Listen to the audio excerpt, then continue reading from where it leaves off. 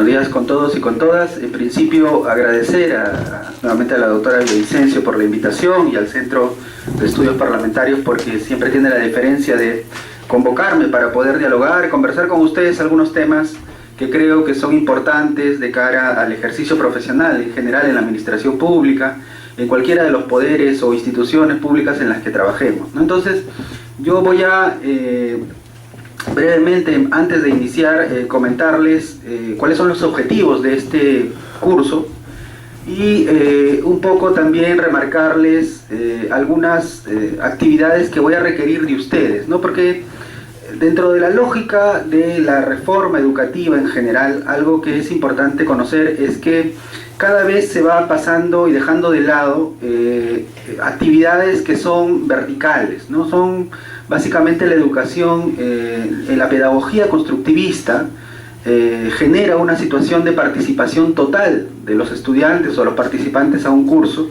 en relación con la persona que está al frente, que básicamente cumple el rol de facilitador, ¿no? Entonces, en esa medida, no son tareas, simplemente son algunas actividades que ya luego les voy a explicar, que ustedes tienen que ayudarme como que a cerrar cada clase o cada sesión con las conclusiones.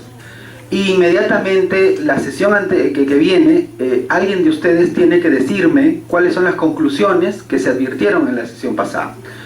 Eso amerita un poco revisar las diapositivas, que a veces a nosotros nos cuesta trabajar porque es un poco de tiempo, y también porque le va a generar un tema de una situación de empoderamiento en relación a los contenidos o elementos que se quieren trabajar con ustedes. Es decir, ¿quién mejor que ustedes y ser un termómetro para saber si realmente lo que estoy explicando, lo que estamos dialogando, va a ser aprendido y está siendo interiorizado por ustedes?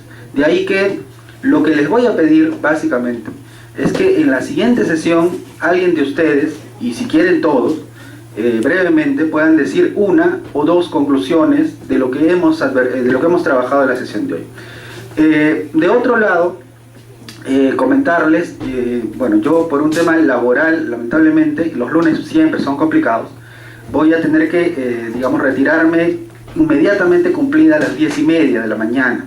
Disculpen que tenga que ser así, pero les prometo que el miércoles y viernes, si gustan, nos quedamos hasta la hora del almuerzo conversando y dialogando, porque no tengo otro compromiso, pero ya el día de hoy es un poco complicado. No les puedo invitar al almuerzo porque lamentablemente la economía no alcanzaría, pero sin duda hay posibilidades de varios sitios económicos. Y bueno, entonces con esas salvedades, y finalmente lo que siempre se les pide en toda actividad educativa es, por favor, la mayor concentración, y lo cual implica apagar los celulares o ponerlos en vibrador. Yo entiendo que es un poco complicado porque estamos trabajando, tenemos familia, pero lo importante es, por favor, colocarlo en vibrador. ¿Ok? Dicho esto, vamos a iniciar el curso. No, antes, por favor, principalmente indicándoles lo siguiente. Un curso con el título de Gestión Pública y Gobernabilidad, ambos son dos temas que trabajan en un semestre, en una maestría. Y en algunas universidades en el exterior puede ser hasta 2 ciclos, o sea, 2 semestres y hasta un poco más. E inclusive, yo por ejemplo en la Universidad de San Martín enseño la maestría en Gestión Pública, y es toda una maestría de Gestión Pública que son, digamos, 4 semestres, que son casi 2 años. El tema de gobernabilidad, hay también una maestría de gobernabilidad y derechos humanos, por ejemplo en la Universidad Carlos III de Madrid. Y como ustedes ven, hay toda una serie de desarrollos en relación a estos temas. Lo que voy a tratar de hacer, y eso es un poco lo que siempre me llama a venir a conversar con ustedes acá, es el reto de poder condensar temas y hacer un trabajo minucioso, elemental, de conceptos básicos que sí o sí cualquier funcionario o funcionaria debería conocer. Entonces, bajo esta lógica, yo, y muchos de ustedes quizás ya saben mi correo electrónico, cualquiera de ustedes que desee explorar más sobre estos temas, con mucho gusto, yo les puedo brindar bibliografía, en general cualquier lectura que ustedes quisieran conocer al respecto. Pero lo que estamos haciendo en este curso es condensar a su mayor grado 2 temas que son claves, interrelacionados, pero que son de desarrollo hasta en una maestría completa, en 1 año o 2 años en algunos casos. ¿Ok? Ahora, el objetivo puntual de este curso es el siguiente. Yo quiero que ustedes y yo podamos salir de estas sesiones conociendo básicamente lo que implica gestión pública y sobre todo lo que implica la nueva gestión pública, ¿ok? Ustedes habrán escuchado hablar de administración burocrática, pero hace ya no muchos años, recién hace algunos años, a partir de 1998, un poco más adelante, ya se empieza a hablar de administración pública gerencial. Y eso implica un cambio de filosofía, de cultura, ¿ok? La administración pública burocrática está asociada a la clásica gestión pública, donde habían profesionales, funcionarios y funcionarias que trabajaban de manera burocrática en un despacho, brindando servicios públicos y tenían una conciencia básicamente de autoridades frente a la ciudadanía.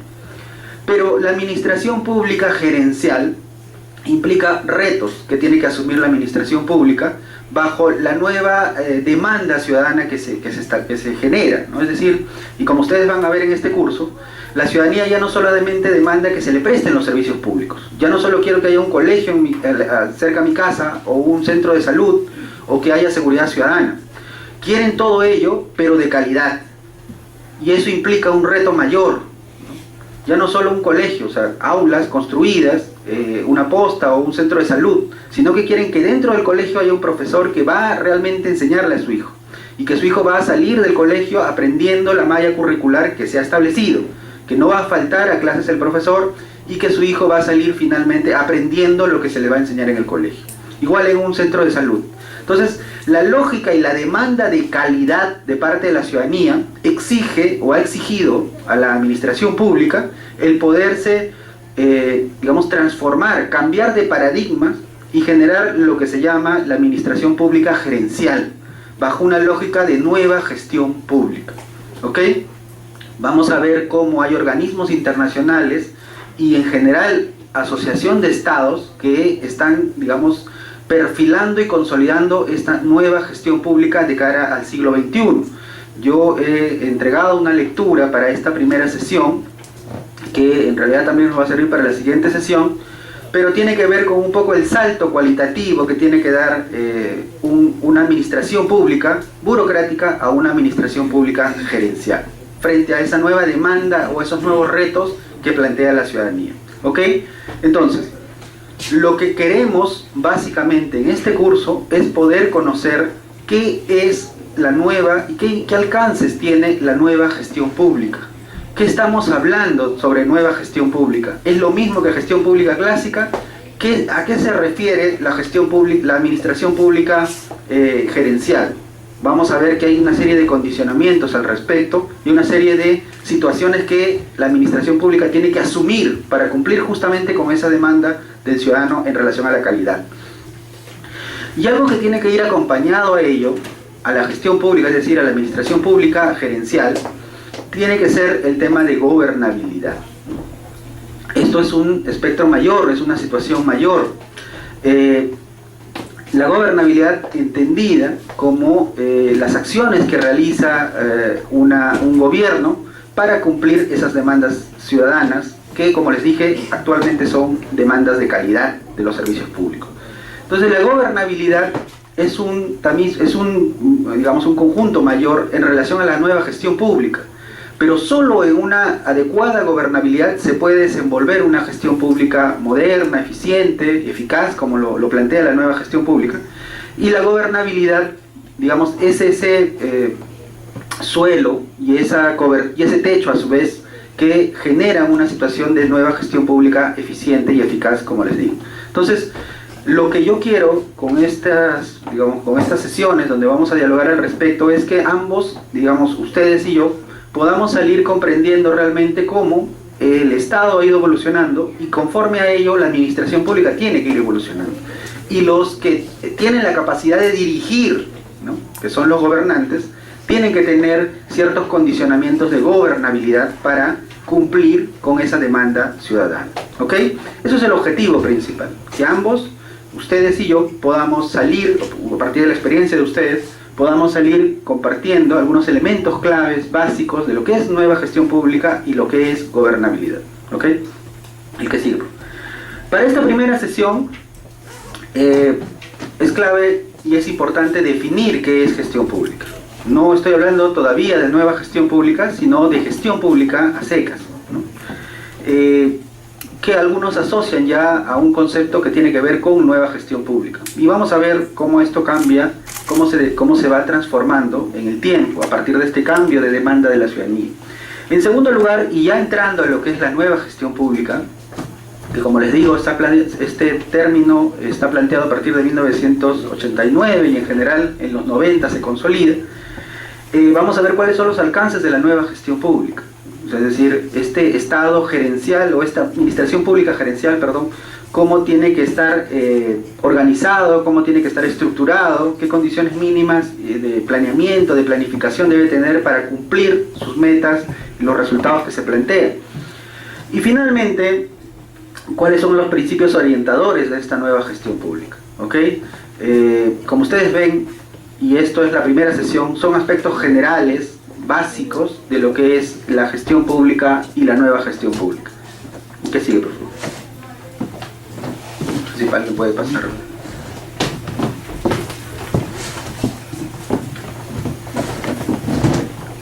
Para definir la gestión pública es importante primero conocer cómo estamos como país.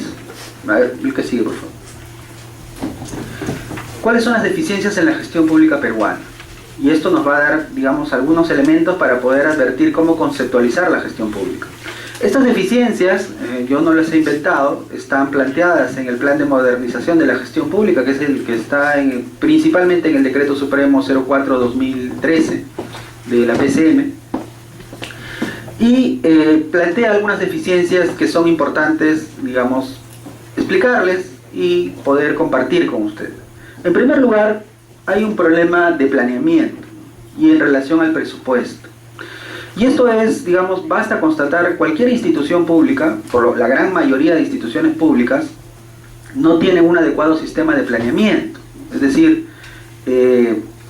pueden tener el documento, que es el plan operativo institucional, pero muchas veces este plan operativo institucional no se engarza con el plan de desarrollo concertado que pueda tener, por ejemplo, un gobierno regional, y menos con las políticas nacionales, por ejemplo, de políticas bicentenarias. Es decir, el planeamiento tiene una serie de deficiencias porque no se está, digamos, haciendo un alineamiento general entre instituciones del Estado para poder tener un planeamiento común, un planeamiento concordado, lo cual es clave y es básico de cara a un Estado que quiere generar la satisfacción de demanda. Entonces, en ese sentido, algo que se ha advertido como una deficiencia notable es el sistema de planeamiento. No se hace un diagnóstico previo de la situación sobre la cual se va a planificar. Eso es un gran detalle. No se, digamos, recopila información básica para poder hacer un planeamiento estratégico, tal como lo demanda la nueva gestión pública. Entonces, por ejemplo, si yo quisiera en mi barrio controlar la delincuencia, tendría que hacer un plan de seguridad ciudadana, si yo fuera una autoridad municipal o fuera de repente alguna autoridad policial. Pero yo, para poder planificar o hacer un plan de seguridad ciudadana, yo necesito conocer cierta información clave. Por ejemplo, ¿qué tipo de robos son los más frecuentes? ¿Qué tipo de delitos son los más frecuentes? ¿Son robos? ¿Son hurtos? ¿Son cogoteos? En general, la variedad de situaciones delictivas que se presentan, de repente robos en casa. ¿A qué hora se presentan los robos en casa? ¿De las noches? ¿En las mañanas? En algunas fechas particulares, de repente cuando son fiestas o feriados largos, que la gente a veces sale a divertirse o sale digamos, a disfrutar con la familia fuera de Lima, inmediatamente ingresa. Es decir, hay que ver el tipo de condiciones y un diagnóstico previo para poder planificar. Eso es clave. Los números no están dados en vano. Uno tiene que saber, digamos, contemplar y analizar los números que se va reportando. ¿Qué tipo de delitos? ¿Cuál es el perfil de la persona que está cometiendo delitos? Es importante, por ejemplo, también saber si hay una movilización del elemento del sujeto delictivo, es decir, no solamente lo hace acá, sino también lo hace en otros distritos, para yo saber coordinar con qué otros distritos. Es decir, hay una serie de situaciones que para yo planificar tengo que generar previamente. Y eso es un diagnóstico del tema del cual yo voy a planificar. Solo les he dado un ejemplo, que es el tema, digamos, más álgido actualmente, el tema de la seguridad ciudadana. Entonces, para yo realizar una planificación adecuada, elaborar un plan, tengo que hacer un diagnóstico previo de las situaciones sobre las cuales yo voy a incidir, ¿ok? Eso lamentablemente en la administración pública, y eso lo plantea el Plan de Modernización del Estado, es una deficiencia. No se está tomando en cuenta los diagnósticos previos de cara a hacer una adecuada planificación, y planificación estratégica, tal como lo exige la nueva gestión pública. Si esto lo acompañamos a un tema de presupuesto, es con mayor razón una situación más preocupante. Y es que dentro de digamos, las ganas que uno tiene de solucionar los problemas, a veces planifica ciertas acciones que no van de la mano del presupuesto que uno tiene. Yo cuando voy a conversar con gobiernos regionales o con gobiernos locales, con autoridades, con funcionarios, yo les digo, si ustedes quieren hacer un plan operativo institucional, lo primero que tienen que tener claro es prioricen. Ustedes no pueden hacer todo, porque lamentablemente los recursos no están para hacer todo lo que uno quisiera. Entonces lo que ustedes tienen que hacer es priorizar actividades y priorizar temas. Y a partir de esa priorización, ustedes tienen que advertir si cuentan o no con los recursos propios para poder realizar ese tipo de actividades. Y en segundo lugar, si ustedes no cuentan con esos recursos propios, ustedes tienen que ver la forma de cómo generar o apalancar recursos de naturaleza privada. Sin duda, hay organismos, digamos, de la cooperación, y hay algunas ONGs que desembolsan dinero y que contribuyen a determinados temas. Entonces, sin duda, dentro del planeamiento uno tiene que ver, yo quiero, por ejemplo, combatir la delincuencia en mi distrito, necesito hacer un plan de seguridad ciudadana, pero no tengo todos los recursos, he hecho un buen diagnóstico y tengo priorizadas mis actividades, pero sin duda no tengo los recursos para poder cubrir. Entonces, lo que yo tengo que hacer es sincerar y en principio decir, solo voy a poder hacer esto. Y podría hacer lo siguiente en la medida que pueda tener un apoyo económico, ya sea de la cooperación o de otro organismo que pueda apoyarme en ese sentido. Pero se tiene que trabajar sobre la realidad. Uno no puede planificar o planear sobre situaciones que quisiera siempre resolver, pero sobre las cuales no tiene un sustento económico. Queda a la creatividad y al ingenio del funcionario y sobre todo a las oficinas de planificación y presupuesto el poder ver cómo se pueden generar recursos. Hay una serie de, digamos, de situaciones y de fondos que el gobierno nacional está entregando como incentivos, por ejemplo. Hay todo un plan de incentivos municipales para aquellos que cumplen determinadas metas y se les desembolsa determinada cantidad de recursos. Hay también, digamos, concursos de fondos que son fondos público-privados, en la medida que hay, digamos, un aporte de algunas empresas privadas y que hacen determinados concursos, ¿no? Basta, por ejemplo, este concurso en Canal 2 que premia con computadoras a las escuelas creativas o a los docentes que también generan creatividad en la educación. Entonces, hay distintas formas de cómo, digamos, abordar y cómo hacer una adecuada planificación engarzado con una realidad presupuestaria que pueda tener la institución pública. La deficiencia que se ha advertido es que, uno, no se planifica bien y lo planificado es tan ilusorio que muchas veces no se cuenta con los recursos para poder cubrirlo. Entonces lo que uno tiene que hacer es trabajar sobre la realidad y sobre el sinceramiento presupuestal que uno pueda tener. No está articulado. Si yo tengo 2 millones, no puedo planificar algo de 20 millones. Tiene que articularse, sin duda. Eso es trabajar sobre la realidad. Eso no es, digamos, eso no quita que uno pueda, bajo la creatividad, generar fondos para poder cubrir las actividades. De ahí viene el reto, ¿no? Es decir, si todo fuera tan fácil, bueno, el reto está en eso. Yo cómo puedo hacer muchas actividades generando recursos para mi institución que no las tiene, pero para poder cumplir algunas actividades que creemos son prioritarias. Pero lo básico, y siempre les recomiendo a todos los funcionarios, es prioricen. Ustedes tienen 100 funciones o 200 funciones, solamente pueden priorizar, pueden realizar todas, vigilar todas, pero priorizar y tratar de generar cambios solo sobre algunas en la medida que no haya el presupuesto correspondiente muchas veces. En segundo lugar, algo que se ha, digamos, que se ha advertido como una deficiencia en la gestión pública peruana, como les digo, esto yo no lo estoy planteando, es un planteamiento que lo ha hecho la propia Presidencia del Consejo de Ministros en 2013, cuando hace el plan de modernización de la gestión pública y advierte esas deficiencias. hay un problema de estructura y de organización y función, ¿no? Y esto es, digamos, clásico, ¿no? Lamentablemente, las instituciones públicas, en la medida que van consolidándose, van generando oficinas, van organizándose, van distribuyéndose funciones. Algunos tienen manual de organización y funciones, el MOF. En algunos casos también esto no necesariamente está ligado a lo que son los CAPs, menos aún a los PAPs, entonces, que son, digamos, los puestos presupuestados, y el CAP, que es, digamos, la capacidad de puestos que uno necesita para poder, digamos, hacer las actividades o desempeñar las funciones que la entidad requiere. Hay una serie de problemas en ese sentido. Pueden haber oficinas que están duplicando funciones. Pueden haber oficinas que están realizando funciones que no competen a la institución. Y hay desequilibrios en cuanto a las fuerzas laborales en una oficina en relación a otra. Muchas veces, y esto sin mencionar alguna institución, hay siempre no sé si ustedes han visto este comercial de los del frente, ¿no?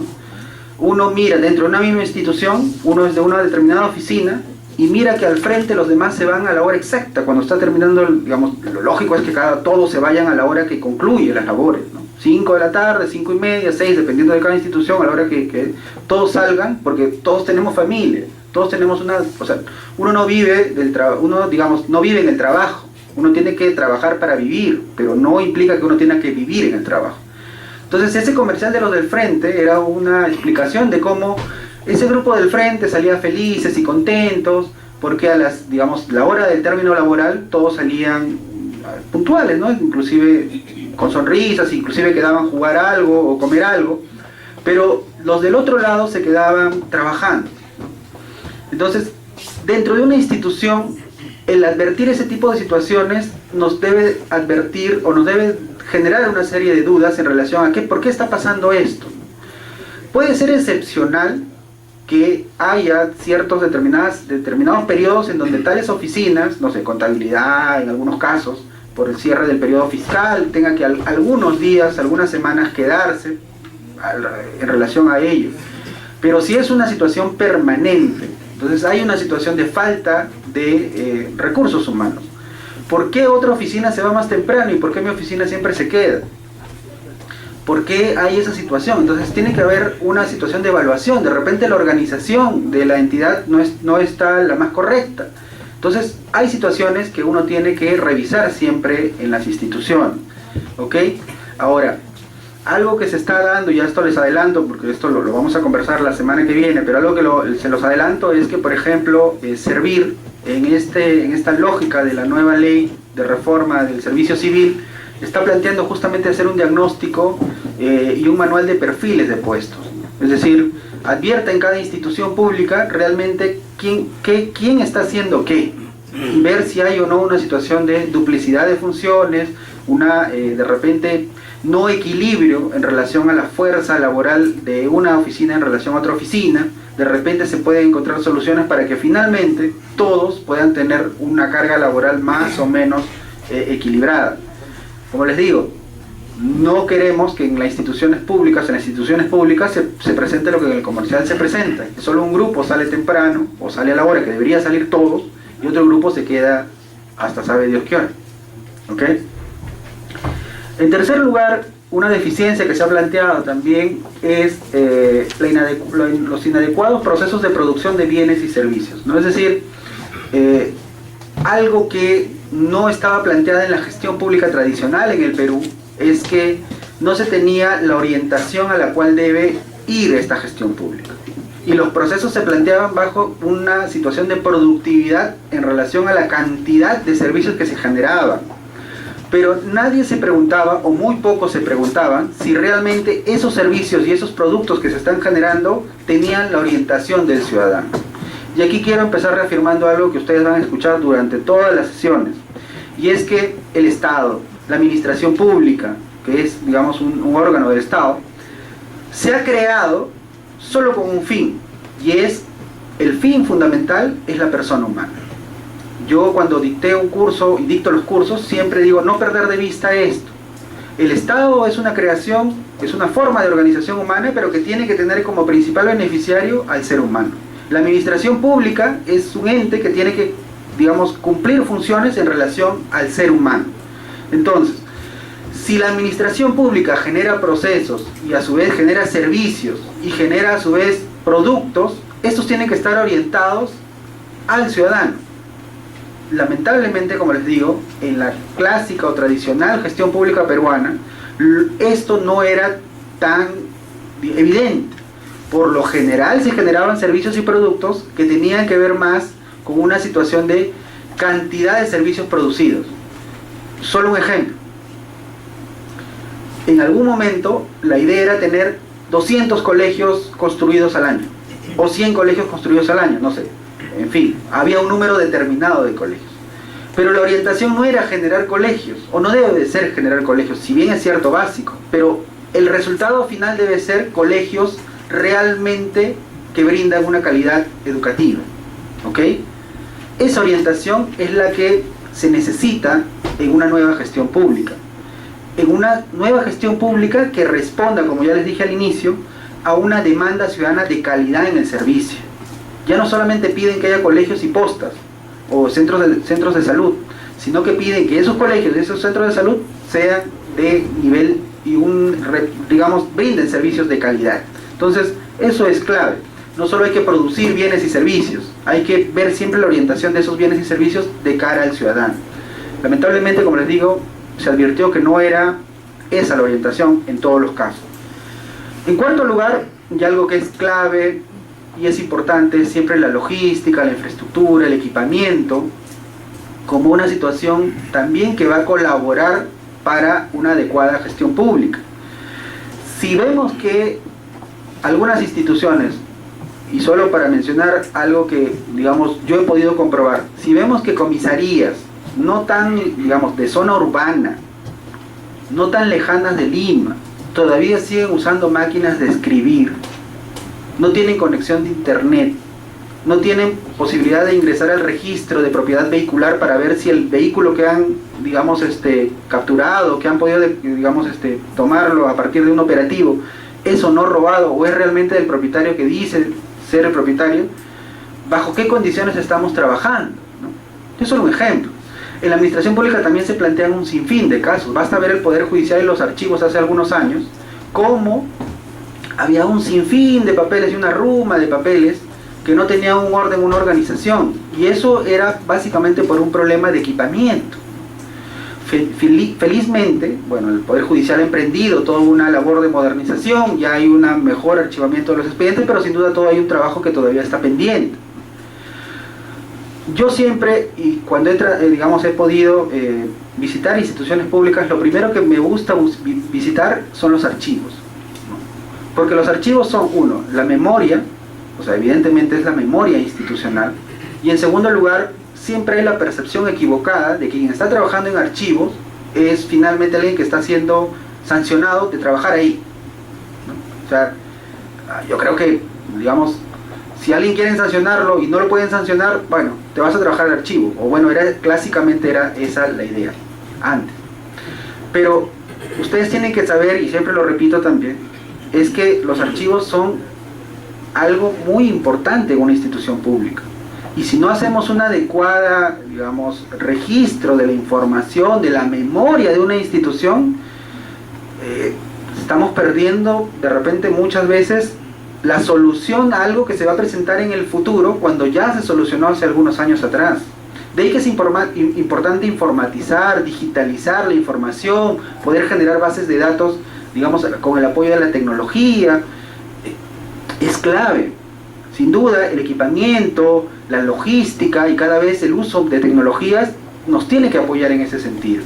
Los archivos tienen que ser modernos. Ahí está la solución muchas veces a miles de problemas y miles de casos que se presentan con posterioridad a lo que ya se está siendo archivado.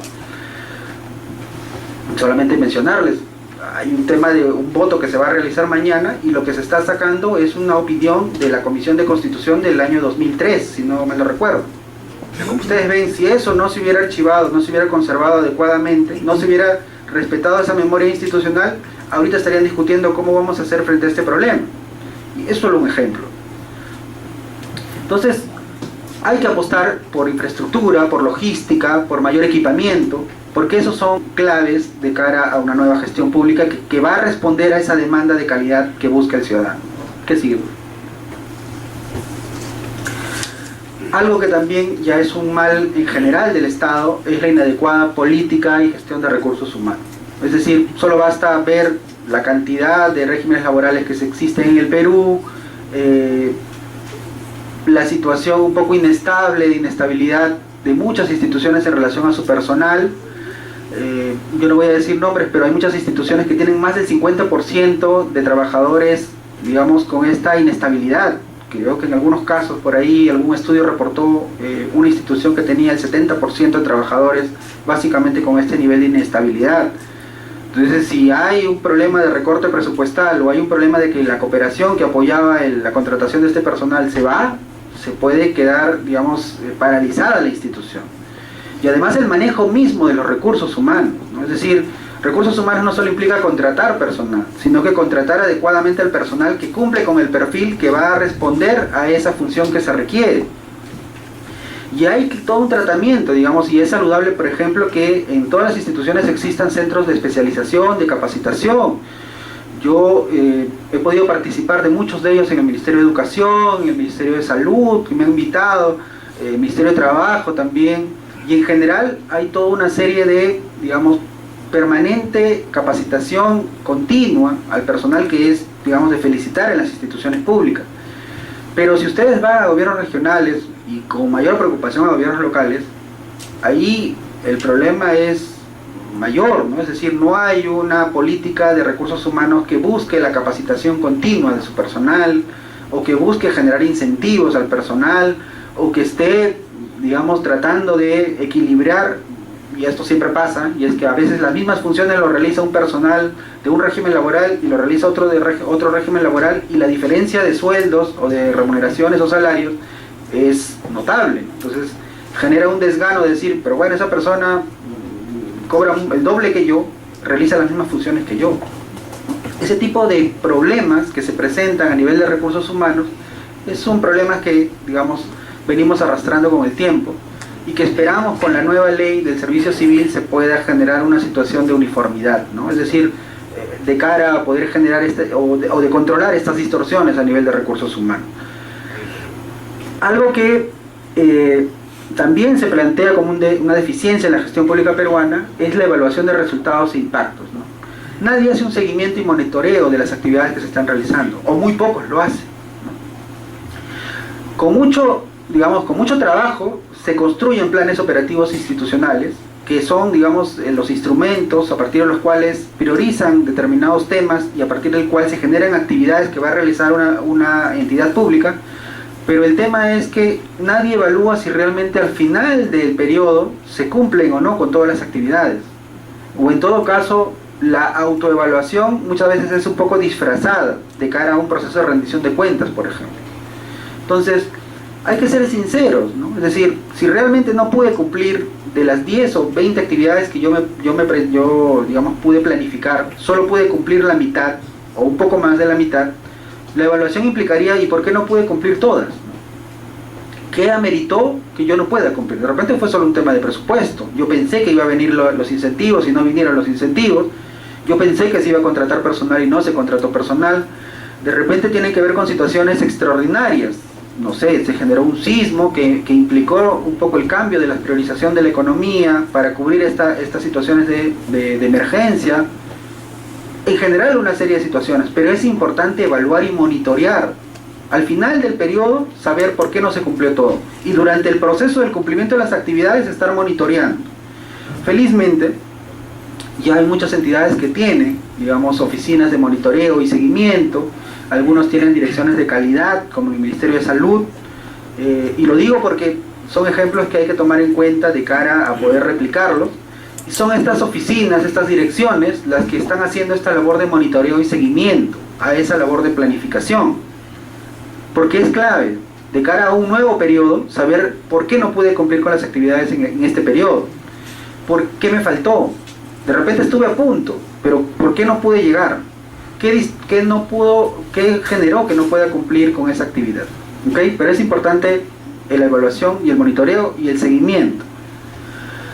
Ahora, algo que también es clave es la carencia de sistemas y métodos de gestión de la información y el conocimiento. Eso es lo que les mencionaba, que el tema del uso de las tecnologías, ¿no? Las bases de datos, la digitalización, hay todo un trabajo de gobierno abierto en ese sentido, que es importante, que antes no se tenía.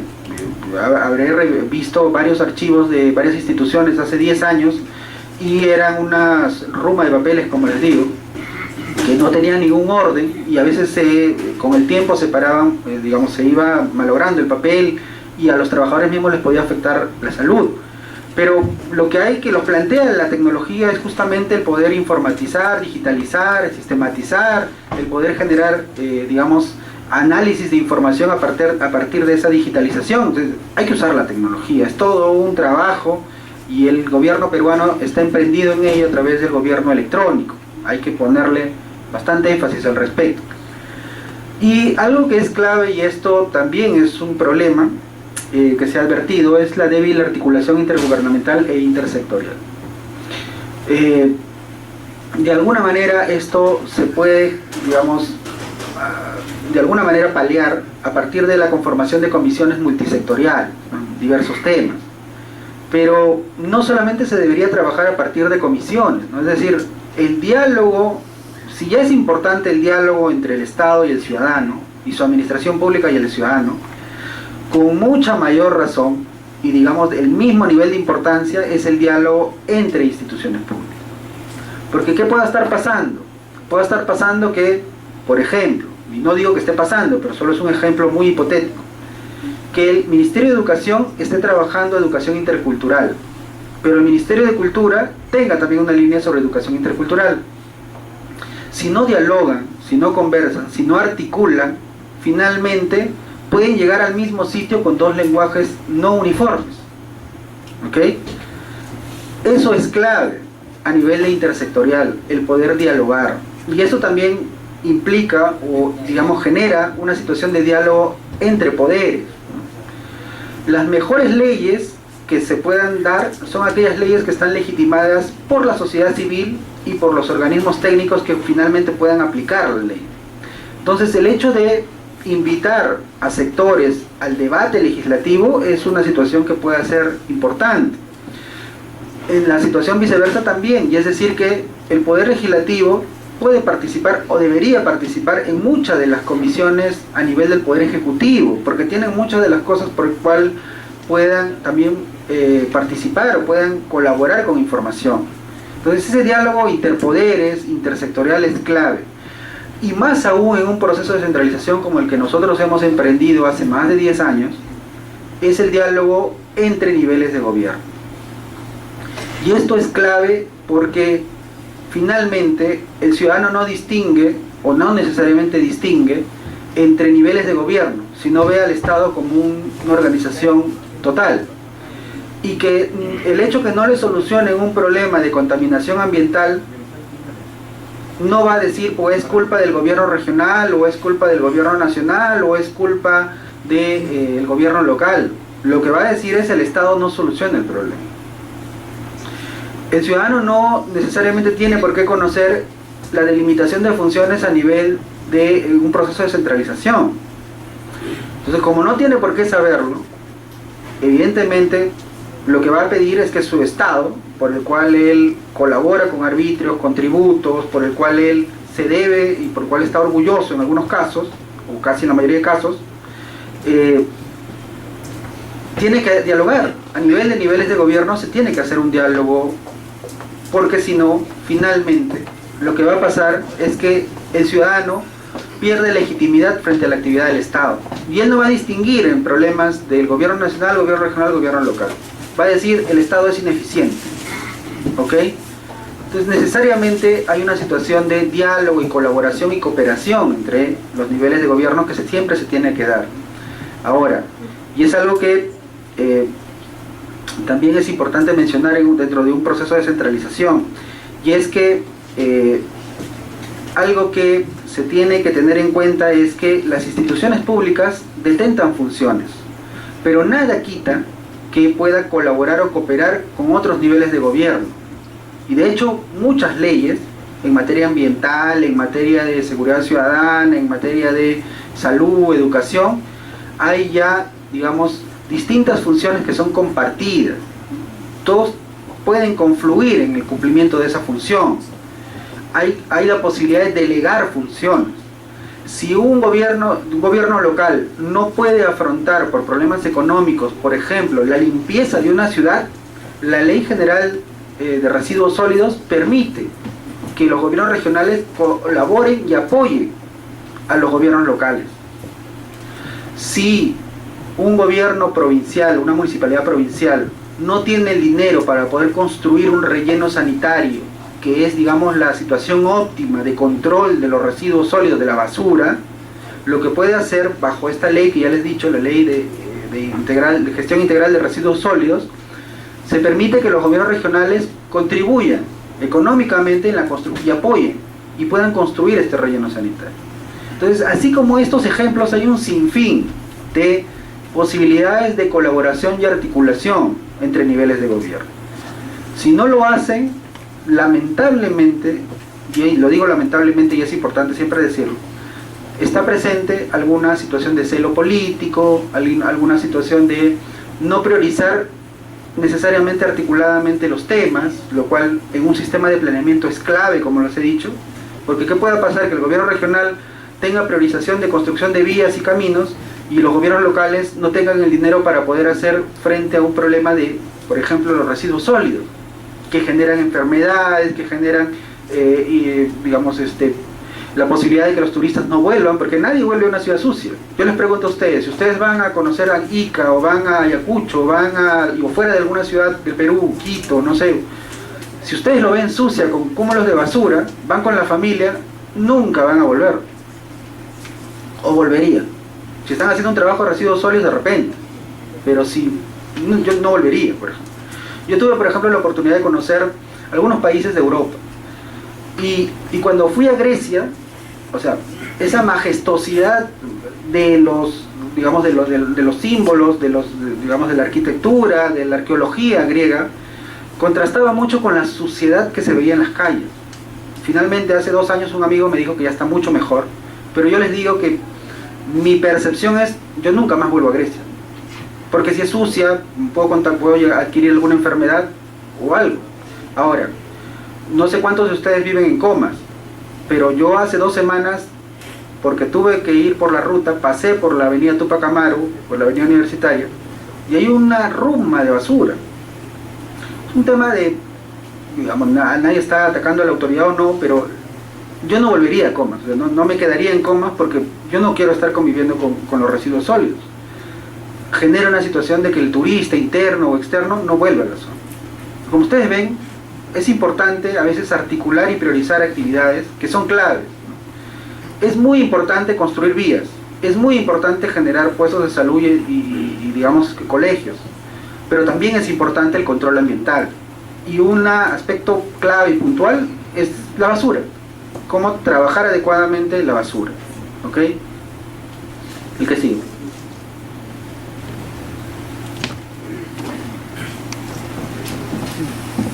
No se duerman, por favor.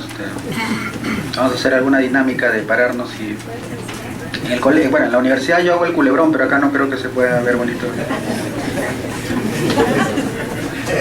¿Saben qué es el culebrón? Solo les voy a explicar qué se trata del culebrón. Es, uno se para y se tiene que... Con los alumnos es importante, en la universidad, maestría también lo hacemos, porque a veces en la noche uno llega un poco cansado y yo lo voy a ver ya, pues...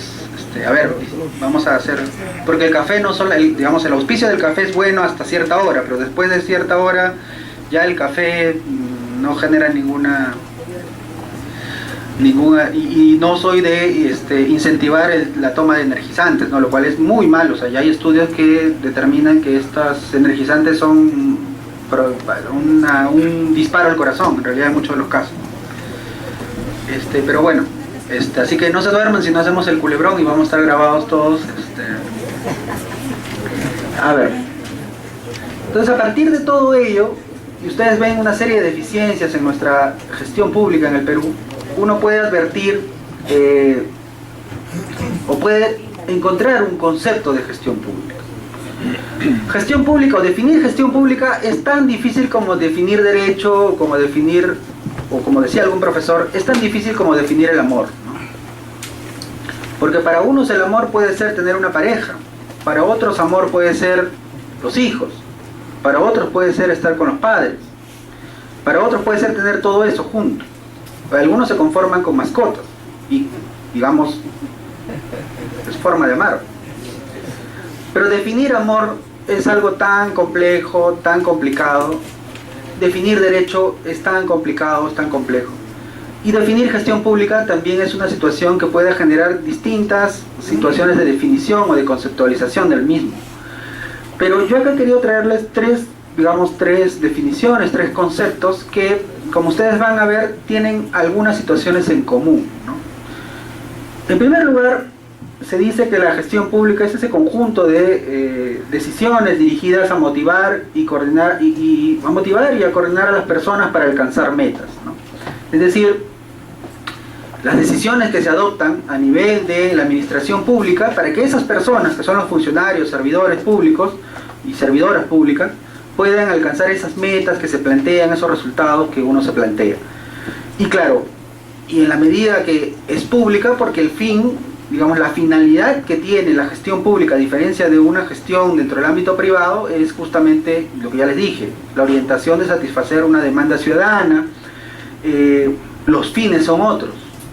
Es la orientación de cumplir con esa demanda de calidad en el servicio público que plantea el ciudadano. ¿Ok? Una segunda definición tiene que ver con, o se entiende que la gestión pública es ese conjunto de actividades conducentes a obtener bienes o productos públicos, ¿no? Como ya les dije, esta definición está mucho más enlazada con un tema de productividad, ¿no? Es decir, no sé si, y aquí había un profesor que decía, estamos frente a esta lógica, no sé si han visto Ben-Hur. En la parte de Ben-Hur, en la parte de las calderas, había un grupo de personas, todos varones, que remaban a la orden de un capataz, ¿no? Entonces, la gestión pública es eso, digamos, ese conjunto de actividades para generar ese nivel de productividad a partir de que todos tienen esa meta común, esos esfuerzos, ¿no?, conducentes a lograr ese producto o ese servicio que se está... Pero es un nivel de productividad, básicamente, el que se quiere destacar con esta definición. Y en tercer lugar, una definición de gestión pública que tiene que ver con la capacidad de los actores gubernamentales para ejecutar los lineamientos programáticos, ¿no? Y aquí lo enlaza más con un tema de políticas públicas, ¿ok? Entonces, esta tercera definición entiende, por ejemplo, que el gobernante plantea las líneas directrices, las políticas macro, por decirlo de alguna manera, las políticas públicas sobre las cuales quiere incidir. Y la gestión pública tiene que ir a ejecutar estas políticas y esas líneas matrices o esos lineamientos sobre los cuales se han planteado los gobernantes, ¿ok? Entonces la gestión pública, bajo esta tercera definición, es ese conjunto de actividades, acciones o medidas que se toman los funcionarios, funcionarias, servidores, servidoras públicas para cumplir con esas líneas directrices, esas líneas programáticas que son las políticas públicas que los gobernantes están priorizando, ¿ok?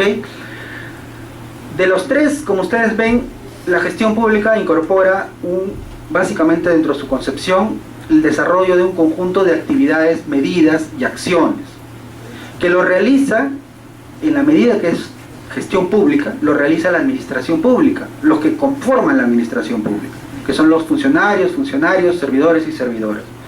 Pero algo que denota, algo, digamos, que es clave en la gestión pública y en su definición, es la finalidad de ese conjunto de actividades y medidas que desarrolla este sujeto que pertenece a la administración pública. Y es esa necesidad de satisfacer esa demanda ciudadana por la prestación de servicios y productos públicos. Y yo le incorporo acá un elemento adicional, y es que se necesita que esa demanda, o mejor dicho, que esa prestación de ese servicio y la elaboración de esos productos públicos sean de calidad. Eso es lo que incorpora la nueva gestión pública, la calidad en la administración pública.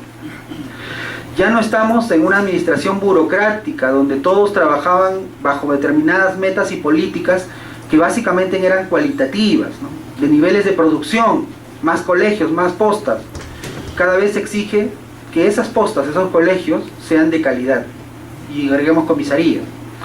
Entonces, la nueva gestión pública, bajo esta demanda ciudadana de calidad, incorpora este elemento de calidad, que lo vamos a ver con mayor profundidad en la semana que viene, en la sesión que viene, pero que está en esa lógica de medidas, actividades que desarrolla ese sujeto que pertenece a la administración pública en la prestación de servicios o en la elaboración de productos, incorporado calidad. ¿Ok? Entonces no se olviden, particularmente mi definición de gestión pública pasa por 4 elementos. En primer lugar, medidas, acciones, actividades que desarrollan. ¿Quiénes? Y viene el segundo elemento, que son los funcionarios, funcionarias, servidores, servidoras, y en general los sujetos que pertenecen a la administración pública. Tercer elemento, esas actividades, medidas, acciones que realizan estos sujetos, básicamente son la prestación de servicios públicos y la elaboración de productos públicos. El cuarto elemento tiene que ver con la característica de esos servicios y esos productos, que deben ser de calidad. ¿Ok? Eso es, digamos, tratando de encontrar elementos comunes bajo estas definiciones diversas de gestión pública, los 4 elementos que yo creo que son importantes de conocer en relación a la definición que se debe tener con relación a la gestión pública y a la nueva gestión pública que incorpora el elemento de calidad. ¿Ok? ¿Qué sigue?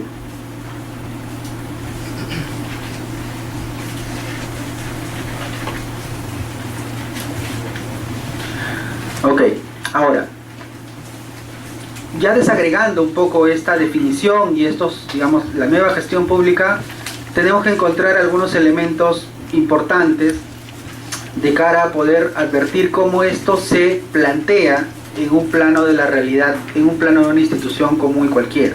¿Ok? El que sigue. Entonces, ¿qué es nueva gestión pública? Es, como lo dicen varios, es un cambio de cultura, es la generación de un nuevo paradigma, ¿no? Este tránsito entre administración pública burocrática, que se caracteriza por generar niveles de cantidad de servicios públicos o productos, a una administración pública gerencial, que tiene una fuerte componente de planificación estratégica orientada a brindar servicios públicos de calidad. ¿Ok? Ese es un cambio de filosofía. Los países latinoamericanos, y ustedes van a leer en la lectura que les he alcanzado, están en ese proceso de cambio de paradigma y cultura. El documento que yo les he alcanzado es del 2010 y están por el Centro Latinoamericano, el CLAD, que está por... se les van a enviar por correo, no se amotinen, por favor. Yo les dije, hay que usar la tecnología, entonces no gastemos arbolitos. Entonces, es un cambio de cultura. O sea, debemos dejar de lado, y además con varios condicionamientos, ¿no? Porque la percepción en una administración pública burocrática es que el servidor es la autoridad, ¿no? Y el ciudadano, bueno, pues pídeme permiso para ciertas cosas o pídeme por favor que te haga tales cosas. Pero en una administración pública gerencial, la lógica es distinta. Son de servidores que están al servicio, orientados a trabajar para satisfacer al ciudadano. Entonces es también una lógica y un cambio de cultura en general, ¿no? Yo se los estoy tratando de condensar de una manera para que no nos tome mucho tiempo, pero es un cambio de cultura a todo nivel, en esos 4 elementos que les he dicho. ¿Ok? Ahora, algo que también plantea la nueva gestión pública es el énfasis en los resultados. Y resultados que, como yo les digo, tienen que ser reales. O sea, planteados bajo una lógica de realidad. Yo puedo querer, por ejemplo, si fuera un alcalde, tener un relleno sanitario de acá a un año. De hecho, algún alcalde hace poco dijo, yo voy a tener un relleno sanitario en un año. Y fue su promesa, tanto electoral como en una rendición de cuentas que realizó luego al año en el que estuvo ejerciendo este cargo. Pero la realidad le dijo que la construcción de un relleno sanitario no es tan barato y que implica una serie de estudios que generan un costo que la municipalidad no iba a cubrir, y además la puesta en funcionamiento implicaba la contratación de personal calificado para ello, que tampoco iban a poder contratar, porque ya de por sí la municipalidad tenía limitaciones presupuestales para la contratación de personal. Entonces, La nueva gestión pública plantea resultados y dice que uno tiene que trabajar con resultados, pero esos resultados tienen que ser, digamos, bajo un plano de realidad, con la mayor responsabilidad, pero también con cierta flexibilidad. No puedo, digamos, advertir resultados que yo no voy a cumplir. Tengo que ser responsable al momento de plantear los resultados que yo quiero conseguir. ¿Ok? Esto lo vamos a ver con mayor énfasis posteriormente, pero la idea es que ustedes tengan algunas ideas puntuales de lo que implica esta nueva gestión pública o el paradigma de la nueva gestión pública.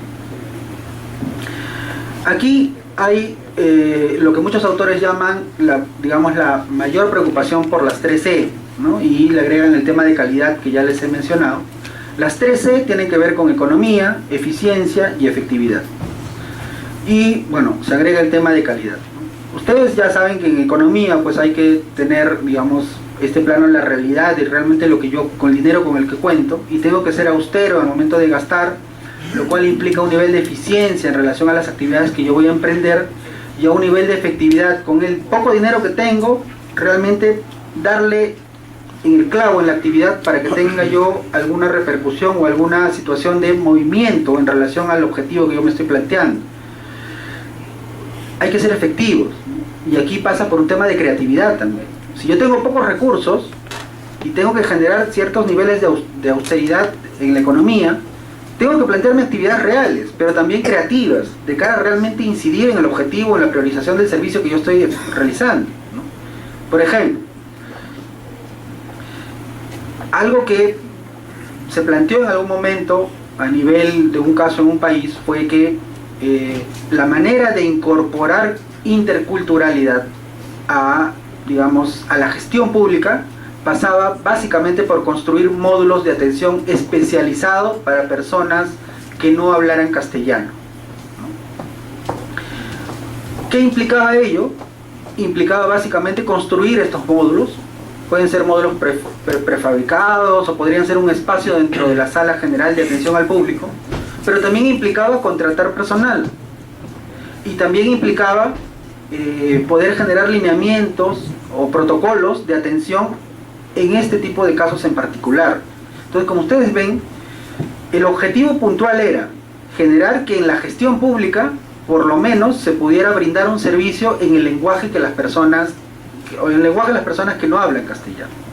Una solución era construir estos módulos para que puedan ahí orientar un orientador intercultural que pueda hablar el lenguaje ayaninca o quechua o aymara, pueda orientar a la persona y brindar el servicio. Eso era una primera opción, pero como ustedes ven, ya hay 3 condicionamientos que hay que realizar: comprar los módulos digamos, ambientar el módulo. En segundo lugar, contratar el personal para que hable ese idioma o esos idiomas.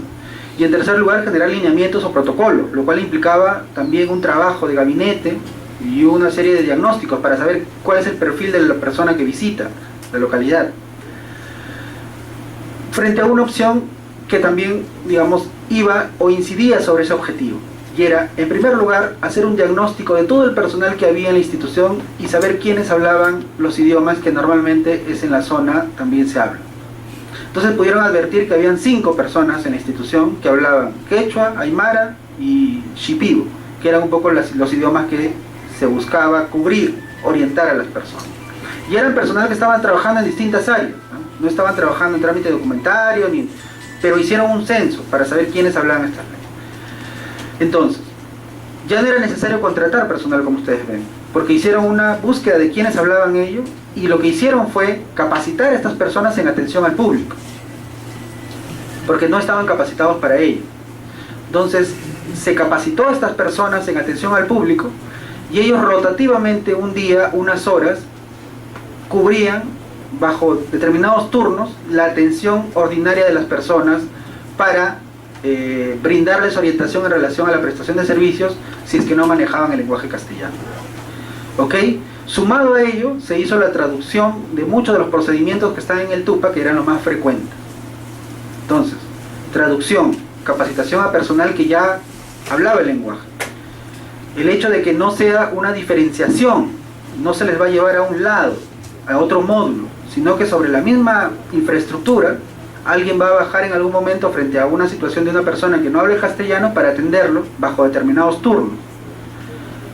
Todo ello implicaba una repercusión o debería tener un efecto sobre el objetivo principal, y era que las personas que no hablan castellano puedan sentirse atendidas u orientadas al momento de brindar un servicio público en esa institución pública. Entonces, como ustedes ven, frente al costo que implicaba esta primera opción, se hizo una situación creativa de encontrar un diagnóstico a las personas, hacer las traducciones y generar turnos para atender a las personas. Ese tipo de ejemplos de creatividad frente a situaciones que a veces creemos que solo se solucionan de una manera, es lo que implica generar eficiencia, efectividad y sobre todo calidad en el servicio. Porque la persona que llega, que no habla castellano, si nadie más habla castellano, se va a sentir que el Estado está de espaldas a esa persona.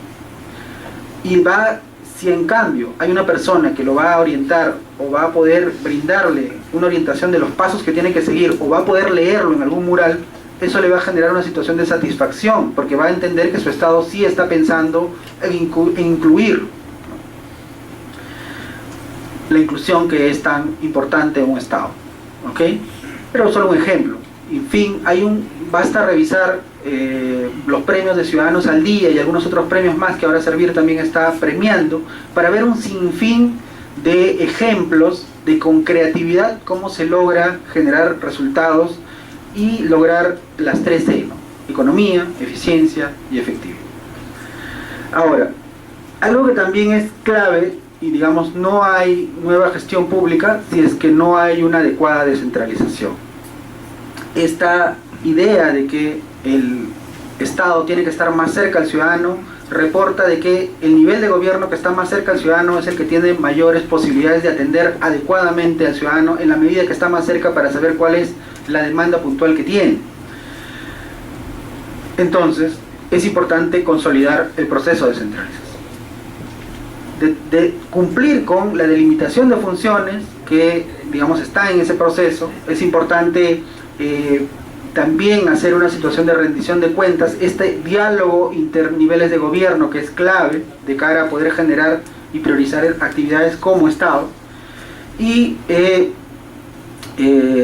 digamos, no puede dejarse de vista los niveles de control que deben existir al respecto, es decir, tanto a nivel jerárquico como en organismos tan claves como la Contraloría General de la República y en algunos casos la Defensoría del Pueblo, que tienen que hacer niveles de control y supervisión para poder justamente vigilar que se está cumpliendo con el objetivo de brindar un servicio público de calidad. ¿Ok? ¿Qué sigue?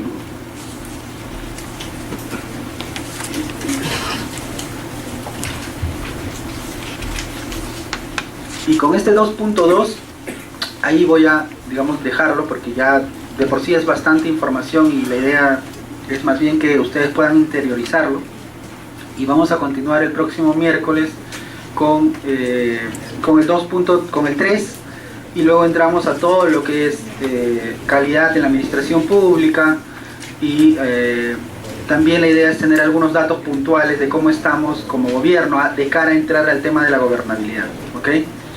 Ahora, ya les había comentado que hay un Centro Latinoamericano de Administración para el Desarrollo, que es el CLAD, que anualmente se reúne, ¿no? Son básicamente los ministros de Estado los que participan. El Perú viene participando hace varios años. Se han firmado distintos documentos como la Carta Iberoamericana de Función Pública, la Carta de la Administración Pública de Calidad. Hay una serie de acuerdos, cada año que se reúnen firman una serie de consensos o acuerdos, todos con el objetivo de consolidar una administración pública moderna y justamente consolidar esta situación de nueva gestión pública como paradigma de que, como una situación, una herramienta que va a contribuir a satisfacer la demanda de la ciudadanía. Entonces ellos plantean una serie de retos, ¿no? Es decir, como todo a nivel iberoamericano, los estados tienen que cumplir una serie de retos. Entonces, en primer lugar, es importante consolidar la democracia, ¿no? El nivel de institucionalidad en los estados es clave, ¿no? No puede digamos, generarse una adecuada gestión pública en estados que son, digamos, de facto, ¿no? Es decir, cuestionan mucho que, por ejemplo, en Venezuela pueda haber, digamos, buena gestión pública en la medida que de repente no hay la transparencia, no hay la posibilidad de libertad de expresión en algunos casos, ¿no? Entonces, ellos parten de una primera recomendación, y es que hay que consolidar la democracia, hay que estar en democracia y hay que fortalecer la institucionalidad, ¿no?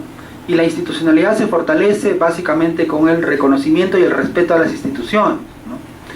Si alguien no cumple un mandato judicial, están generando una situación de inestabilidad de las decisiones del Poder Judicial. Si las leyes no se cumplen, están generando una falta de respeto al legislativo. Si no se cumplen los actos administrativos que emite la administración, se está generando una situación de desobediencia.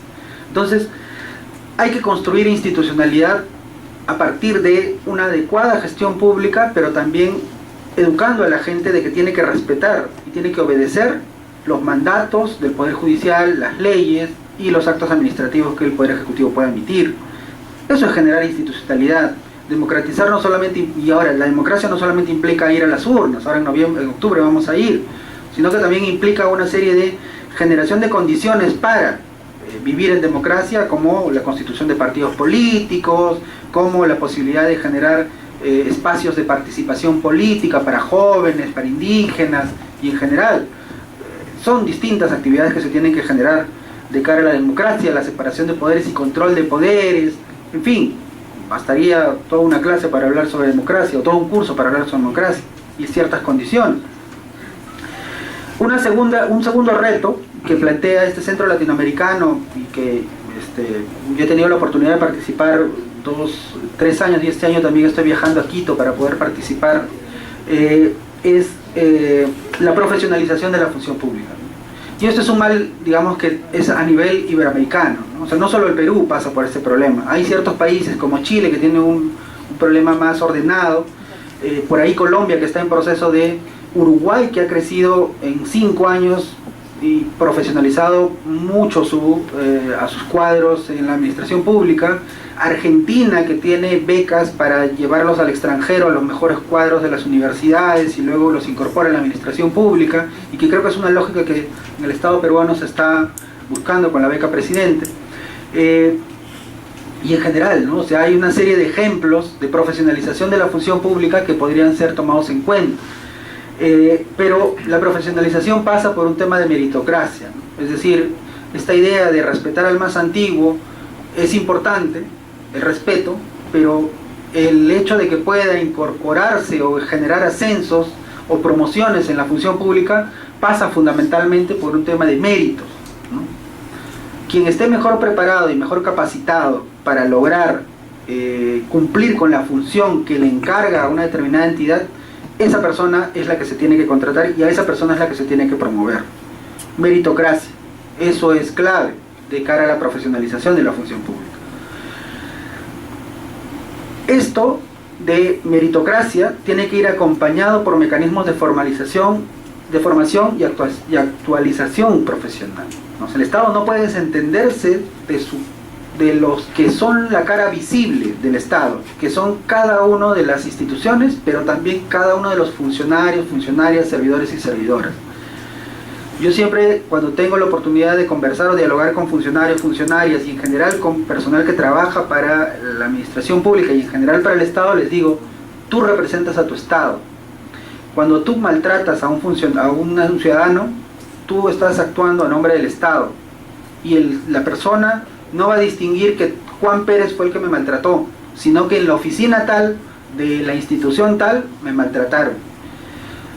Tú eres quien, digamos, generas esa situación de confianza en el ciudadano, al momento de ser transparente y al momento de poder brindarle las condiciones para que pueda llegar a acceder a algún servicio o algún producto. Es la persona, el funcionario, la funcionaria, y el Estado no puede descuidar a sus funcionarios y funcionarias. Tiene que capacitarlos, tiene que profesionalizarlos, y en general hay una serie de actividades que el Estado tiene que realizar. En tercer lugar, nos plantea la utilización de tecnología, ¿no? Es clave.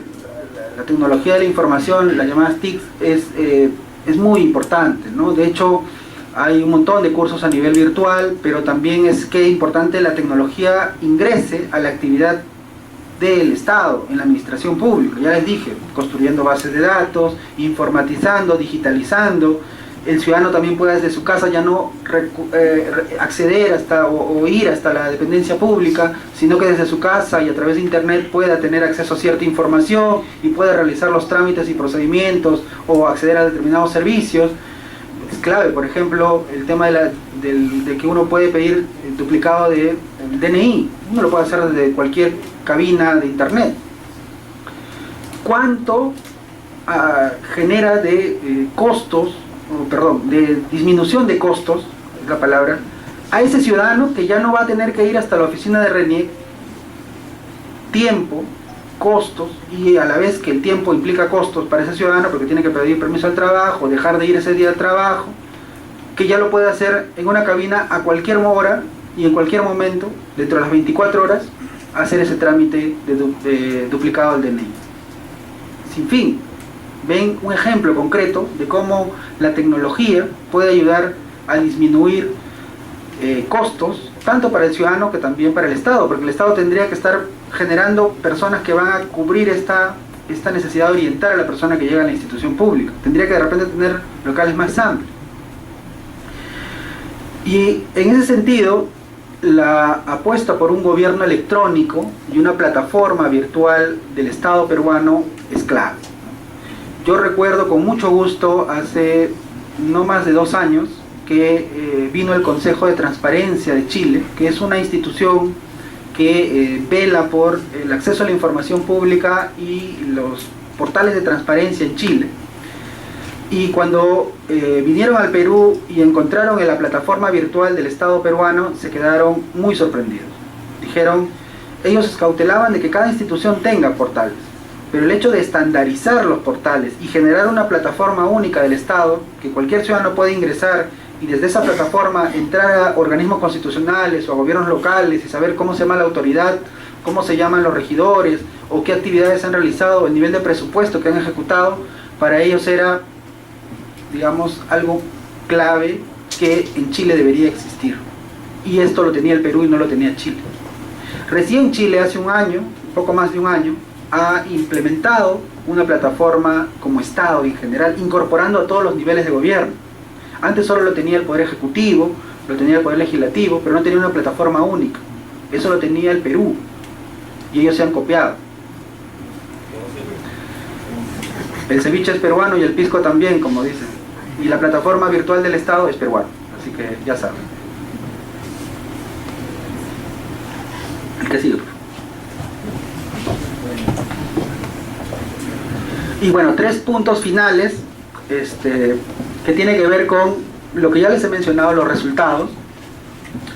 Aquí vamos a hablar un poco más la siguiente sesión sobre las metas, indicadores, cómo construir indicadores, que es clave a partir de esa priorización de los servicios, esa determinación de actividades de esa priorización y cómo generar indicadores, ¿no? Es decir, metas realizables, reales, que son los que se buscan.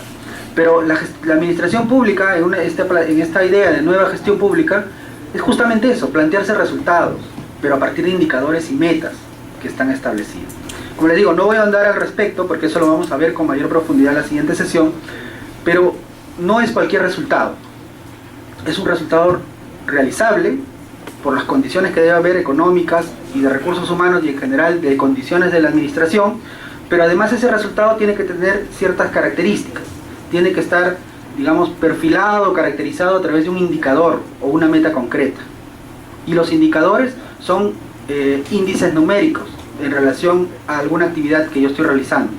Por ejemplo, un indicador en el plan de seguridad ciudadana tiene que ver con las personas que son detenidas en relación a un determinado delito. El porcentaje de disminución de homicidios en relación de un año con otro es un indicador. Si se está o no combatiendo determinadamente la inseguridad. El porcentaje de estudiantes que ya no abandonan el colegio es un indicador que el Ministerio de Educación también tiene de cara a generar sostenibilidad en la educación de algunos estudiantes, sobre todo en nivel de secundaria. Y sin duda, el Poder Legislativo también tiene indicadores, que son, por ejemplo, el nivel de producción legislativa en los congresistas, ¿no? Y algunos medios de comunicación también sacan indicadores en relación a el nivel de asistencia de algunos congresistas. Entonces, son datos numéricos, son porcentajes que son los que nos van a reflejar si realmente cumplimos o no con el resultado que nos hemos planteado a partir de esa meta que queremos alcanzar. Los patrones de gobernanza pública tienen que ver con, ya les he mencionado, el tema de descentralización, esta coordinación intergubernamental que tiene que ver básicamente con un tema de diálogo. El diálogo es permanente, intersectorial, intergubernamental, es clave. Como les digo, si no vamos a estar trabajando lo mismo y podemos distorsionar, digamos, finalmente el servicio o el producto que se quiere llegar al ciudadano. Y lo que finalmente destaca el Centro Latinoamericano de Administración del Desarrollo es el CLAD, como ya les he dicho, es el tema de promover una cultura de la calidad en la gestión de los servicios públicos. Y eso es clave, ¿no? Y aquí me detengo porque es justamente el tema al que vamos a ingresar la siguiente sesión, la calidad en la administración pública. ¿Cómo llegar a tener calidad? Hay ciertos condicionamientos, hay ciertas premisas que desde el momento de la planificación y durante el desarrollo de las actividades y hasta el resultado concreto se tienen que tener en cuenta para tener un servicio público o un producto de calidad. ¿Ok? Yo solamente cierro la sesión con lo siguiente. Sí, y de ahí vamos a algunas preguntas muy puntuales, pero cierro la sesión con algo muy clave, y es que es importante no dejar de mencionar lo siguiente. La nueva gestión pública, si bien es cierto, incorpora elementos de la gestión privada, no es un traslado total de la gestión privada o de de las herramientas metodológicas de la gestión privada a la gestión pública. Sin duda, la planificación estratégica, la construcción de indicadores y metas y resultados tienen que ver con la gestión pública, con la gestión privada, algo por el cual es imposible trasladar tal cual la gestión privada a la gestión pública, es básicamente por dos elementos. En primer lugar, es que en toda actividad privada, por más altruista que pueda ser el empresario, por más, hay un ánimo de lucro. Digamos, la finalidad, digamos, la meta es siempre generar condiciones de mejora económica a partir de la empresa. Y en segundo lugar, y lo cual no es en el Estado no hay un ánimo de lucro. Básicamente lo que se quiere es más bien satisfacer una demanda del ciudadano, prestar servicios públicos. En eso no hay un ánimo de lucro. Y en segundo lugar, y es que en la actividad empresarial, en la gestión privada, uno tiene al sujeto al cual quiere llegar, que es el cliente, ¿no? Y el cliente, y de hecho todos pasamos encuestas cuando vamos a aerolíneas, cuando vamos a algunas tiendas, cuando vamos a algunos restaurantes, siempre nos dan una encuesta, ya sea virtual o en papel, de satisfacción del cliente. Y quieren llegar ellos a calidad, pero del cliente, que no es necesariamente un sujeto que tenga derechos fundamentales, sino derechos legales. Porque los consumidores, si bien es cierto, tienen una cobertura constitucional, los derechos principalmente de los consumidores son derechos legales, que están en la ley del consumidor. Hay derechos constitucionales de los consumidores, pero son básicamente el tener acceso a una información simétrica en relación al empresario, el poder tener la posibilidad de elegir determinado producto en relación a otro, pero los demás derechos son derechos legales. Distinto en la gestión pública, que el sujeto al cual yo me dirijo no es un cliente, sino es un usuario de un servicio público. Y más que usuario, y además de usuario, o en general más que usuario, es un ciudadano, es una ciudadana, con derechos fundamentales. Y que bajo una lógica de, como queramos verlo, a nivel de Estado constitucional, entrega parte de su soberanía o entrega parte de su poder a esta estructura que se llama Estado, para poder que esta estructura del Estado le pueda brindar servicios públicos o productos, que son educación, salud, seguridad y en general cualquier otro servicio público que ustedes puedan pensar. No somos clientes en una gestión pública, somos usuarios y sobre todo somos ciudadanos con derechos fundamentales. ¿Ok? Yo aquí termino y vamos a algunas preguntas de cara a la siguiente sesión. Gracias.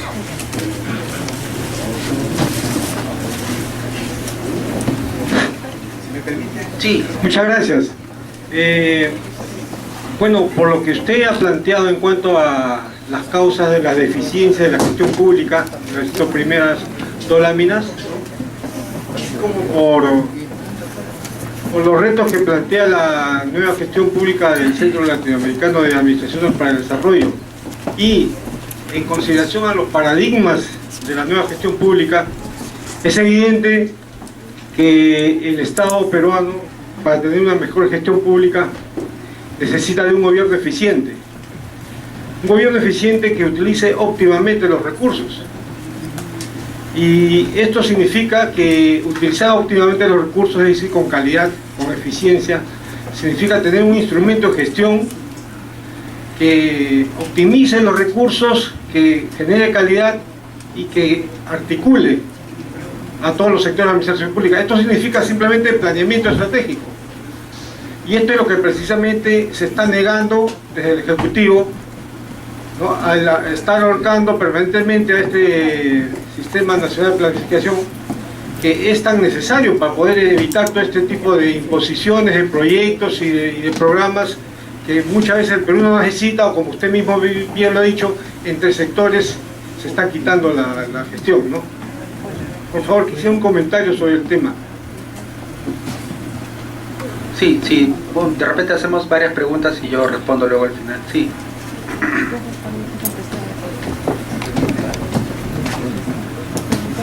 Buenos días a todos, amigos. El tema bastante sensible, interesante desde todo punto de vista cuando hablamos de gestión pública. Solamente dar algunos alcances para poder entenderlo desde un comienzo. Empezando, creo que una gestión pública, conocer qué es nación, territorio, gobierno, ¿no? Y bajo ese contexto, usted nos comentó de una manera muy interesante el paradigma de la nueva gestión pública. Y dentro de ese punto tenemos el énfasis en los resultados, donde dice se reclama la mayor responsabilidad con ese. A eso yo quisiera agregarle más bien que nos faltaría incorporar y crear una cultura de responsabilidad, es decir, con D, donde todo funcionario, todo servidor público tenga pues que responder por los actos, por las decisiones que las tomó en el ejercicio de sus funciones. Eso me encantaría que también debe promoverse como una cultura o dentro de lo que es la función de ética, como un principio, como un valor. Además de eso también, dentro de esa misma estructura, ¿no? Se hablaba de lo que es el sistema de control. Y justamente en este punto debemos tener claro cuando decimos, cada entidad es responsable de implementar su propio sistema de control interno.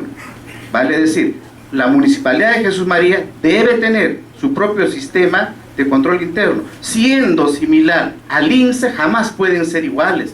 Siempre va a haber diferencias. Entonces debe ser un sistema de control interno a medida. Y muchas veces también tenemos que ser claros cuando confundimos el término control interno con auditoría. Auditoría lo que hace es evaluar justamente cómo en esa entidad está siendo o cómo está funcionando su sistema de control interno. ¿Correcto? Por eso que la gestión pública es la pieza angular en una estructura del Estado, ¿no? En esa parte creo todos coincidimos.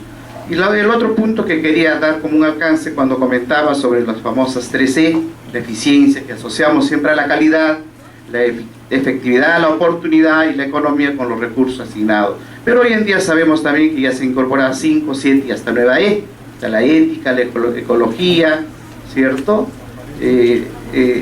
Además, gracias, la transparencia sin E debemos incorporarlo desde el comienzo en todo lo que es la estructura del aparato gubernamental. Gracias. Gracias. Sí. Acá.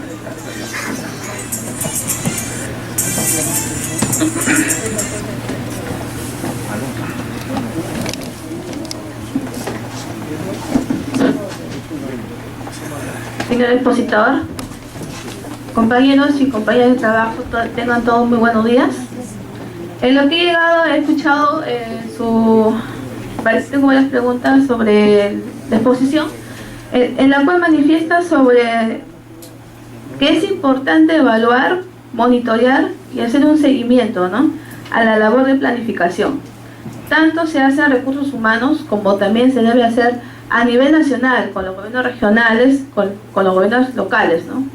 Y a nivel ejecutivo.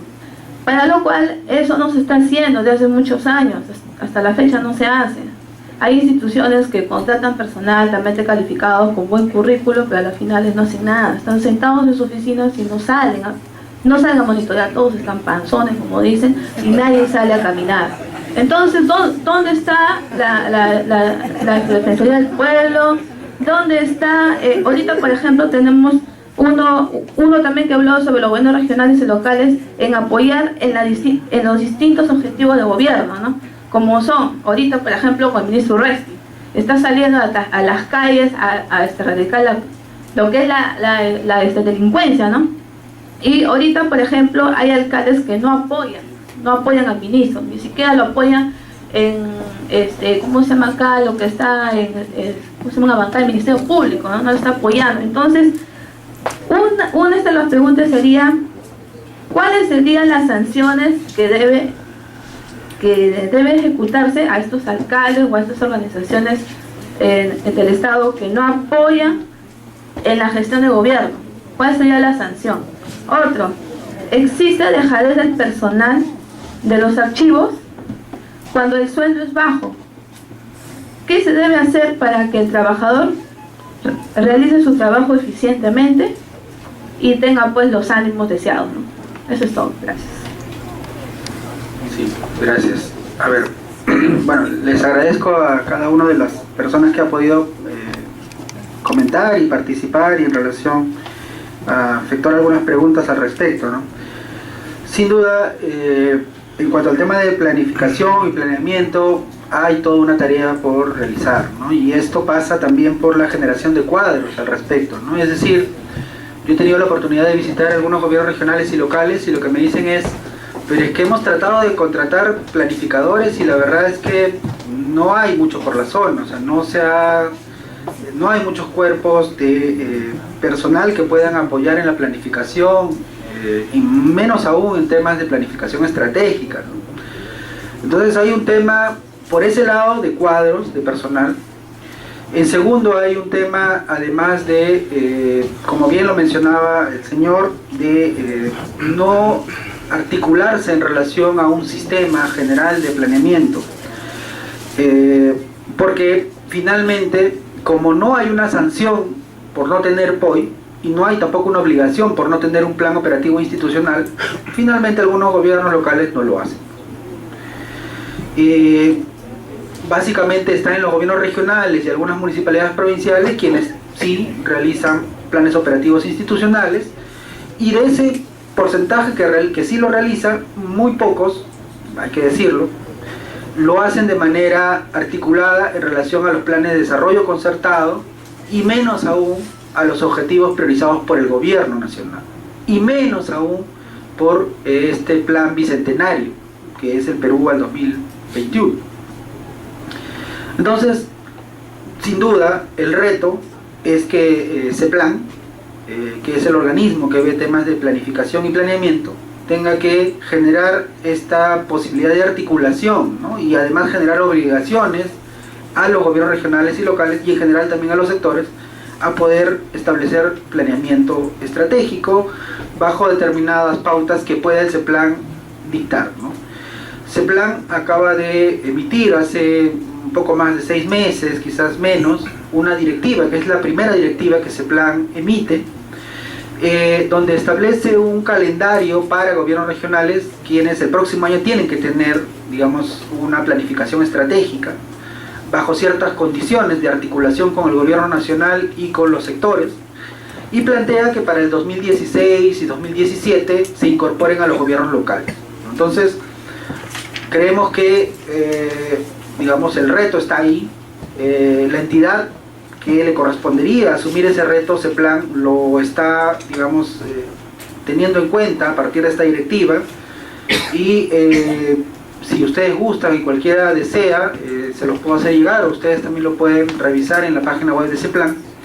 Es una directiva muy corta, muy pequeña, donde establece un poco cómo se puede hacer planificación estratégica, ¿no? Es clara, y de cara a que este organismo rector en planeamiento y planificación se supone que todas las instituciones tienen que llegar a ese nivel de estándar o uniformización de cómo planificar estratégicamente. Entonces es importante tenerlo en cuenta. Las oficinas de planeamiento, de presupuesto, ir leyendo ya la directiva de ese plan.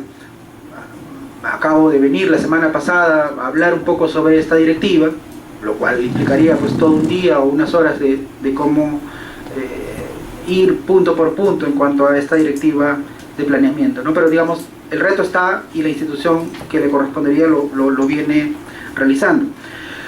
Sin duda, para hablar de gestión pública previamente hay que conocer el Estado. Y yo no he, digamos, por un tema ya de tiempos, no he podido, y además porque asumiendo que, y veo algunas caras conocidas, ya han estado en cursos anteriores que yo he tenido la oportunidad de poder brindar aquí, que tienen que ver con teoría del Estado y teoría de la Constitución, inclusive hicimos de derechos fundamentales, de debido proceso. Entiendo que, digamos, ya hay un conocimiento básico de lo que implica el Estado, cómo definirlo, cuáles son los elementos básicos del Estado, cómo se define el nación, territorio, población.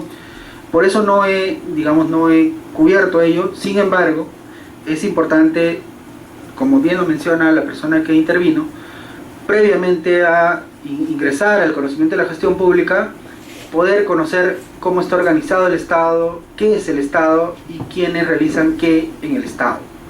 Ahora, para cubrir ello, quizás, y no sé si está Emperatriz, pero para cubrir ello sería bueno, yo he desarrollado un material para la maestría en la Universidad de San Martín de teoría del Estado, ¿no? Entonces, podría ser importante remitírselos a ellos para que puedan un poco saber definición de Estado, cómo está el Estado organizado y cómo el Estado peruano también tiene ciertas funciones básicas, ¿no?, de cara a poder realizar. Entonces voy a coordinar con Emperatriz para que pueda, además del documento que ya que se les va a alcanzar, también mandárseles este documento sobre teoría del Estado, ¿no?, para que puedan revisarlo, y ahí están las definiciones y todo ello, ¿no? ¿Ok? En tercer lugar, sobre responsabilidad y temas de disciplina dentro de la administración pública, es clave, ¿no? Sin duda es clave, pero no perder de vista lo siguiente, y es que, y esto sucede en casa, es una situación que hay que tomarlo también como una situación que se presenta en casa, y es que yo a buenas a primeras no golpeo a mi hijo cuando hace alguna travesura. Hay algunos padres que sí lo hacen, lo cual es de por sí no es lo más conveniente, según muchos psicólogos y en general, ¿no? Porque claro, si por ejemplo no come la comida, no le voy a meter pues un golpe, ¿no? O sea, lo que yo hago, o no lo voy a castigar necesariamente.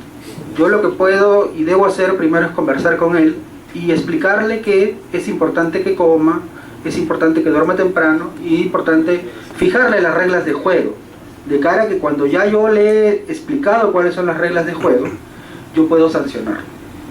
Entonces, en el tema de responsabilidad y en el ejercicio de la potestad disciplinaria, la idea debe ser más o menos parecida, ¿no? El objetivo del poder disciplinario no debe ser sancionar. El objetivo debe ser evitar que los funcionarios cometan infracciones. Así está planteado el derecho disciplinario. Cuanto más sanciones haya, no implica que hay una situación de buen comportamiento. Perdón, cuando más sanciones hay, no implica que el derecho disciplinario está mejor ejercido. Es un fracaso del derecho disciplinario advertir que hay un montón de sanciones. El derecho disciplinario básicamente es preventivo. Cuando sale el catálogo de infracciones o en los reglamentos internos, cuando hay una serie de infracciones, ya debe generarse toda una cultura de responsabilidad y de cumplimiento de esa lista de funciones, y evitar caer en las infracciones que se están contemplando. Entonces el reto del derecho disciplinario es más bien que haya 0 sanciones. Esa es la lógica del derecho disciplinario. Ahora, y esto tiene que ver un poco con todo el sistema de control, ¿no? Ya es que Contraloría, creo, yo no sé mucho de Contraloría, pero entiendo, conversando con algunos amigos, ha dado un giro en relación a la posibilidad de caer posterior a la comisión de los hechos, y está teniendo una labor más preventiva en algunos casos, ¿no?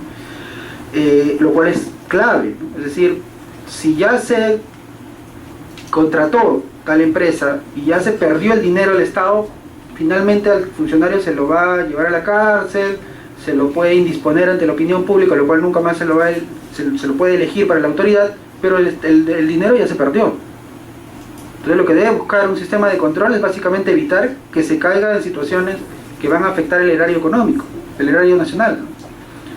Entonces es toda una lógica de prevención y creo que hay que cambiar esa lógica de caer después de un hecho que está irregular, sino evitar que los hechos irregulares se presenten.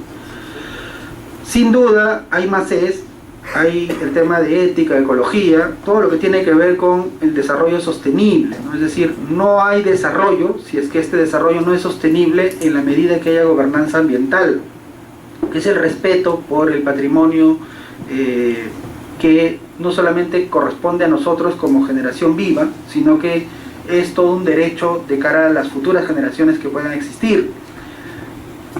Se está trabajando esto, por ejemplo, en Europa, ¿no? Es decir, ya no solamente verlo desde el punto de vista de mi derecho a tener un ambiente equilibrado, sino que yo tengo una obligación en relación a mi hijo y a mis nietos y a mi descendencia a dejarles un país o una ciudad equilibrada ambientalmente. Es toda una obligación. Entonces, y esto también se repercute en la actividad de la gestión pública porque hay que tener un desarrollo sostenible. Es importante tener desarrollo, pero un desarrollo que no vaya en contra de ciertos mínimos comunes de sostenibilidad ambiental, que es clave. Y finalmente, en relación a estas distorsiones de las entidades públicas, de no colaborar, no coordinar, no cooperar, y planteado el caso puntual en tema de seguridad ciudadana, se presenta en distintos temas, lamentablemente, ¿no? Es decir, y ya les dije, o sea, y hay que decirlo en sus términos, puede ser el celo político, puede ser un sinfín de cosas que generan que no haya ese nivel de cooperación y colaboración, ¿no? Simplemente porque no soy del partido del gobierno, no soy afín al partido del gobierno, no voy a seguir el lineamiento del gobierno.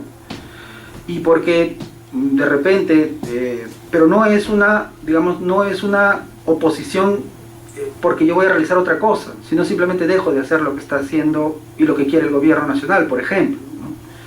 La idea sería que haya cada vez más espacios de diálogo y de articulación, o sea, es decir, en esta lógica de servir al ciudadano, no soy la autoridad que yo hago lo que quiero con el puesto que tengo, sino que yo tengo que servir, y como yo me debo a los ciudadanos y veo que hay toda una política para combatir la delincuencia que de repente está dando resultados, me sumo a esa política y de repente puedo colaborar con mejores ideas de cara a la realidad local que la que se presenta. Si yo no hago eso, pues finalmente la gran sanción va a ser que haya más delincuencia en mi ciudad y la gente no va a votar por mí. O sea, lamentablemente no hay una sanción por no coordinar, ¿no? Hay un delito por omisión de funciones, pero el hecho de no coordinar, no articular, no necesariamente implica una sanción a nivel penal o administrativo, ¿no? En algunos casos puntuales hay leyes que sí determinan ciertas responsabilidades, pero por lo general no hay ese nivel de obligatoriedad, lo cual está mal, porque debería generarse mayores condicionamientos a la coordinación. Pero como yo les digo, el tema es que no pasa por sancionar, el tema pasa por motivar y abrir las puertas para dialogar y conversar al respecto. Eso es parte del proceso de consolidación de la descentralización, creo yo, pero que se tiene que dar cada vez con más rapidez, porque ya tenemos 10 años y necesitamos generar mayores condiciones para la prestación de los servicios, ¿no?